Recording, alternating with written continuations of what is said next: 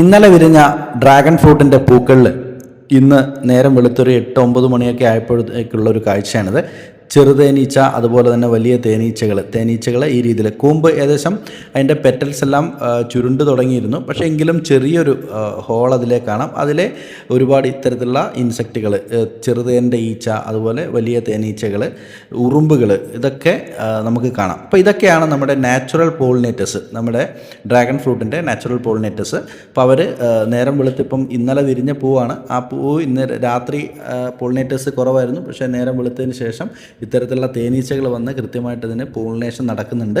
ഇനി അല്ലാത്ത സാഹചര്യത്തിലാണ് നമ്മൾ മഴയൊക്കെ പെയ്യുന്ന സമയങ്ങളിൽ ചിലപ്പോൾ ഇത്തരത്തിലുള്ള ഇൻസെക്റ്റുകളുടെ അഭാവത്തിലാണ് നമ്മൾ ആർട്ടിഫിഷ്യലായിട്ട് പോളിനേറ്റ് ചെയ്യുക. അപ്പോൾ ഇത് ഇന്നലെ വിരിഞ്ഞ പൂവിൻ്റെ ഈ ഒരു ഭാഗം, ഈ പെറ്റൽസ്, അതായത് നമ്മുടെ ഇതിൻ്റെ ഈ ദളങ്ങളാണ് നമുക്ക് പൊഴിഞ്ഞുപോയി. ബാക്കിയുള്ള ഭാഗമാണ്, അതായത് ഇതിൻ്റെ ഓവറിയുടെ ഭാഗമാണ് നമുക്ക് ഫ്രൂട്ടായിട്ട് മാറുന്നത്. ആ പച്ച നിറത്തിൽ കാണുന്ന ഭാഗമാണ്.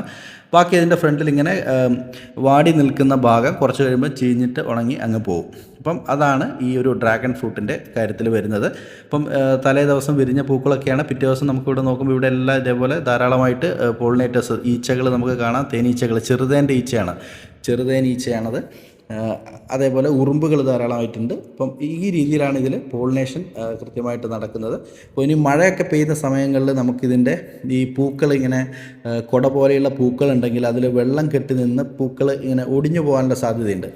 അപ്പോൾ നമ്മൾ ഇപ്പം മഴക്കാലത്ത് സാധാരണ ഈ രീതിയിൽ അതിൻ്റെ നമുക്ക് ദളങ്ങളുടെ ഭാഗം കട്ട് ചെയ്ത് കൊടുത്ത്, ഇത് പിന്നീട് ചീഞ്ഞ് പോകുന്ന ഭാഗമാണ്. അപ്പോൾ അത് നമ്മൾ കട്ട് ചെയ്ത് കൊടുത്തു കഴിഞ്ഞാൽ അതിൻ്റെ ഭാരം ഇപ്പം മഴ പെയ്താലും വലിയ പ്രശ്നമില്ലാതെ നിൽക്കും. അപ്പോൾ ഇതിൽ ഈ കാണുന്ന പച്ച ഭാഗമാണ് നമുക്ക് ഫ്രൂട്ടായിട്ട് മാറുന്നത്. ഇതിപ്പം 3 ദിവസം മുമ്പ് വിരിഞ്ഞ പൂക്കളാണ്. അപ്പം ഇതൊക്കെ 2 ദിവസം മുമ്പ് വിരിഞ്ഞ പൂക്കളാണ്. അപ്പം അത് കൂമ്പ് വാടി തുടങ്ങി. അപ്പോൾ ആ ഭാഗത്ത് നല്ല വെയിറ്റ് ഉണ്ട്. മഴക്കാലത്താണെങ്കിൽ നല്ല ഭാരം ഉണ്ടാവും. അപ്പോൾ അത് ഫ്രൂട്ടോടുകൂടി കൊഴിഞ്ഞു വിടാൻ സാധ്യതയുണ്ട്. അപ്പോൾ ഇതാണ് പുതിയൊരു മൊട്ടാണ്. ഇതിപ്പം ഇന്ന് വിരിയേണ്ട ഒരു മൊട്ടാണ്.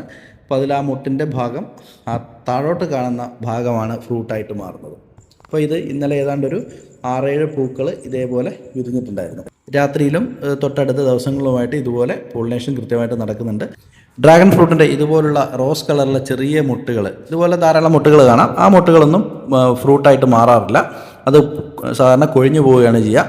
ഇനി ഇതുപോലുള്ള ഹെൽത്തി ആയിട്ടുള്ള മുട്ടുകളാണ് പിന്നീട് ഫ്ലവറായിട്ട് മാറി ഫ്രൂട്ടായിട്ട് മാറുക.